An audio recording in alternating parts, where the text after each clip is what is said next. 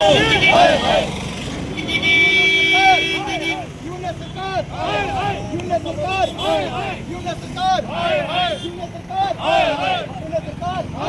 तरह बांग्लादेश में दीपू चंद्र दास की जो निर्मम हत्या होती है, उससे पूरे भारत देश के जितने भी सनातनी हैं उनकी रूह कांप उठी है और कहीं ना कहीं ये सोचने पर विवश हो गए हैं कि अगर इस तरह की संभावनाएं, ये घटनाएं अगर हमारे भारत में हो जाएंगे तो क्या हम कैसे अपने परिवारों को बचाएंगे, हम किस तरह से रिएक्ट करेंगे। इन चीज़ों पर अभी से गंभीरता से सोचने की ज़रूरत है और आज जब हम सोचते हैं कि ये घटना हमारे घर में नहीं हुई है तभी ये चीज़ें संभव होती हैं। हमें सोचना पड़ेगा कि ये घटना हमारे ही घर में हुई है और हमें उसी तरह रिएक्ट करना है जैसे लगे हमें अपने घर में किया है। इसके संबंधित हम अपने प्रधानमंत्री नरेंद्र मोदी से कह रहे हैं कि आप तत्काल प्रभाव से आपने सीएए लाया था, एनआरसी लाया था, उसे अब तक लागू नहीं किया गया, उसे लागू किया जाए। एसआईआर में आपने देखा कि 22 लाख जो लोग हैं बाहर के, वो उत्तर प्रदेश में पाए गए हैं, उन्हें बाहर निकालने का काम किया जाए और सबसे पहले अटैक किया जाए बांग्लादेश की इकोनॉमी पे, उनके साथ ट्रेड बिजनेस सभी खत्म किया जाए। बांग्लादेश को बिल्कुल जो बूस्ट हम कर रहे थे वो नहीं किया जाए, बाइकआउट किया जाए। और बांग्लादेश की औकात क्या है भारत के सामने? ये वही बांग्लादेश है जो पहले ईस्ट पाकिस्तान था, जो पाकिस्तान का गुलाम था, जिसे पाकिस्तान जूते मारता था और आज वीडियो वहाँ से निकल रही है बांग्लादेश पाकिस्तान भाई भाई और इंडिया को हम टारगेट करेंगे। हमारे 4000 वीर जवान जो वीर गति को प्राप्त हुए थे तब जाके इनको वहाँ पर आज़ादी मिली थी, वरना ये वहाँ पर कुत्ते की मौत मर रहे थे। इसी तरह आज ये वहाँ के लोगों को टारगेट कर रहे हैं जिन्होंने आज़ादी दिलाई। तो इसीलिए हम ये कतई बर्दाश्त नहीं करेंगे और अपनी सरकार को आखिरी बार ये एक चेतावनी देना चाहते हैं कि सरकारों ने अगर कड़े प्रभाव से कोई निर्णय नहीं लिए, हिंदुओं को बचाने का प्रयास नहीं किया गया, तो अगली बार सरकार का भी घेराव होगा, क्योंकि हिंदुओं की सरकार है और हिंदू अपनी जो अपेक्षाएं हैं, जो शिकायतें हैं, वो सरकार से रखेगा और सरकार को घेरने का भी काम करेगा।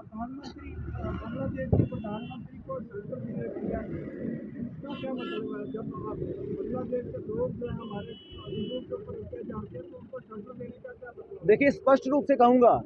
कि हमें कूटनीति में नहीं पड़ना है। जब हमारे यहाँ के लोगों की बात होगी, हिंदुओं की बात होगी, शेख हसीना हो, यूनुस खान हो, आपको उन्हें सौंप दीजिए, यहाँ पर रखने का कोई मतलब नहीं है। माना कि उस वक्त शेख हसीना की सरकार पर वहाँ दबाव था, वहाँ पर उनको मारने की धमकियां हैं, उन्हें मारा भी जा सकता है, मारा जाए, कुछ भी किया जाए, हमें कोई लेना देना, क्योंकि अगर हमारे साथ सद्भाव की भावना नहीं रखी जा रही है तो हम दूसरे लोगों के साथ क्यों रखें। शेख हसीना के साथ साथ रोहिंग्या बांग्लादेशी यहाँ पर क्या कर रहे हैं? जो 22 लाख पकड़ा गया रोहिंग्या बांग्लादेशी उत्तर प्रदेश में एसआईआर में आया है, उनको भी यहाँ से डिपोर्ट करने का काम किया, ट्रेनों में बिठा के उन्हें यहाँ से बांग्लादेश दफा करने का काम किया जाए।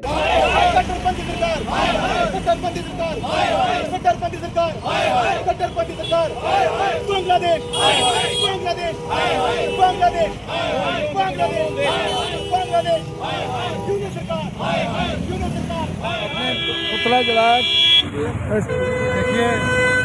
हिंदुओं के साथ जो दुर्व्यवहार हो रहा है, इसका एक दृश्य आपने देखा 19 तारीख को निर्मम तरीके से हमारे दीपू चंद्र दास जो बांग्लादेश में हत्या की गई, जो एक हल्काए हुए कुत्तों की तरह वो झपट पड़े, भेड़ियों की तरह उसको झपट पड़े और उन्होंने ये दर्शाया कि हिंदू वहाँ पर कितना असहाय है। उनको शरेआम बिना किसी कसूर निर्दोष एक हिंदू की वहाँ पर जलाकर, उसको लटकाकर, उसकी हड्डियां तोड़कर फिर भी जीना भरे उसको इतने गलत तरीके से, और वहाँ पे जितनी भी अवाम थी सारे वीडियोग्राफी कर रहे हैं। तो क्या दर्शा रहे हैं कि वहाँ पे हिंदू अनाथ है, बिल्कुल ही असहाय है। इसकी घोर निंदा करने के लिए आज मोहम्मद कल्की ने ये जो प्रोटेस्ट किया है और ये जताया है सरकार को भी कि हिंदू जो है उसको कमज़ोर मत करिए। अगर पूरे हिंदुओं का पूरे विश्व में कहीं पे भी